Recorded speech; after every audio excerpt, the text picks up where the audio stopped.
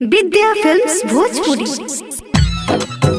होली खेले आवतानी ससुराल में, होली खेले आवतानी ससुराल में।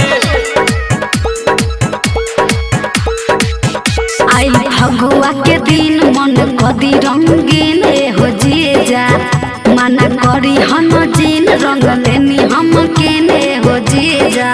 बहाना करो नहीं साली ये साल में, ये साल में, ये साल में।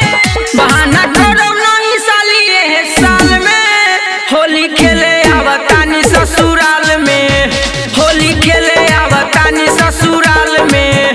तो के देख चाहतानी खुशहाल में। होली खेले आवतानी ससुराल में, होली खेले आवतानी ससुराल में। होली खेले आवतानी ससुराल में, होली खेले आवतानी ससुराल में।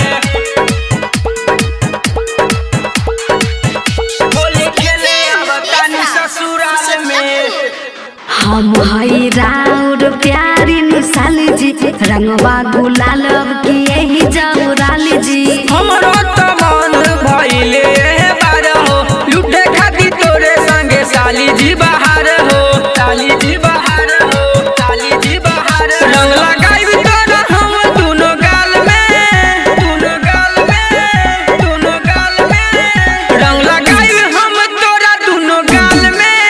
होली खेले आवतानी ससुराल में, होली खेले आवतानी ससुराल में। तो के देख चाहतानी खुशहाल में। होली खेले आवतानी ससुराल में, होली खेले आवतानी ससुराल में। होली खेले आवतानी ससुराल में, होली खेले आवतानी ससुराल में। सरवन महेश जीजा सुनी मोरा बात हो, दीदिया के ले आइबो अपने ही साथ हो। दीदिया के तोरा कौन बाटे जरूरत, हम ही प्रीति करब होली के